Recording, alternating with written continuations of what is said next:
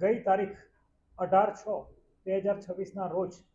તિરુપતિ સર્કલની બાજુમાં આવેલા વરજભૂમિમાં રોઝવુડ નવનિર્મિત બંગલાની સાઇટ છે,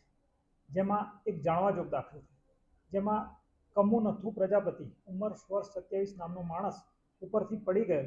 જેને ઈજા થતા સિવિલમાં દાખલ કરવામાં આવેલ.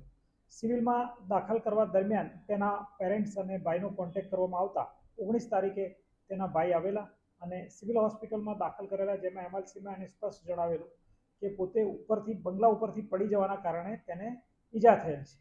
જેથી તેના ભાઈ આવતા તેના પિતાજી સાથે વાતચીત કરતા તેને જબલપુર લઈ જવાનું વધારે સારવાર માટે નક્કી કરવામાં આવેલું અને જે બિલ્ડર છે તે લોકોએ ડૉક્ટર સાથેની એમ્બ્યુલન્સ કરી આપેલ, તેમજ સ્પેશિયલ સુવિધા સાથે તેણે જબલપુર શિફ્ટ કરવાનું કહ્યું. પરંતુ રસ્તામાં જતા ઉજ્જૈનની આજુબાજુ તેના હાર્ટબીટ્સને કાર્ડિયક શોક જેવું લાગતા સદર કમુનથુ પ્રજાપતિ મરણ ગયો, જેથી તેને નજીકમાં તેના ઘરે જઈ અને અગ્નિ સંસ્કાર કરવામાં આવેલા અને આ રીતે તેનું મૃત્યુ થયેલું. ત્યારબાદ તેના સગાવાલાને કોઈ એક વિડીયો રજૂ કરેલો, જેમાં તેમનો દાવો હતો કે આ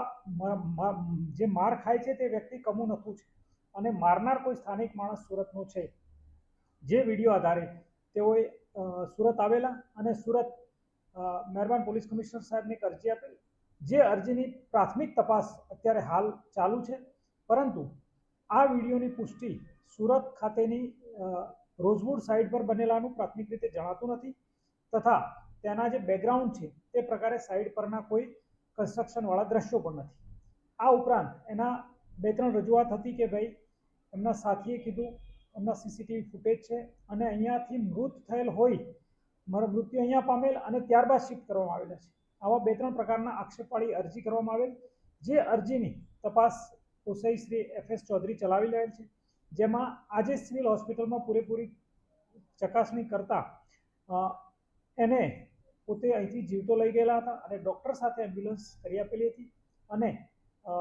કાર્ડિયક શોકના કારણે કે બીજા કોઈ કારણોસર તેનું મૃત્યુ થયેલાનું જણાયેલ. મૃત્યુનું ચોક્કસ કારણ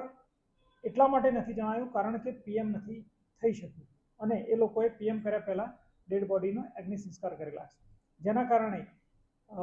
તેમનું મૃત્યુનું ચોક્કસ કારણ જાણી શકાયું નથી. પરંતુ તેમના સગાવાલાની જે અપીલ હતી તે બાબતે પોલીસે ખૂબ સંવેદનશીલતાથી ચેક કરેલ છે અને વિશેષમાં આ વિડીયો કોનો છે તેની તપાસ અત્યારે ચાલુ છે. પરંતુ જે મરણ જનાર છે કે જે જગ્યા બતાવેલ છે તે જગ્યાની અત્યાર સુધી પુષ્ટિ નથી થઈ અને સિવિલમાંથી જે રેકોર્ડ મળ્યો છે તે જોતા પ્રાથમિક રીતે ચોક્કસ કહી શકાય છે કે મારના કારણે તેનું મૃત્યુ થયું હોય તેવું પ્રાથમિક રીતે જણાતું નથી.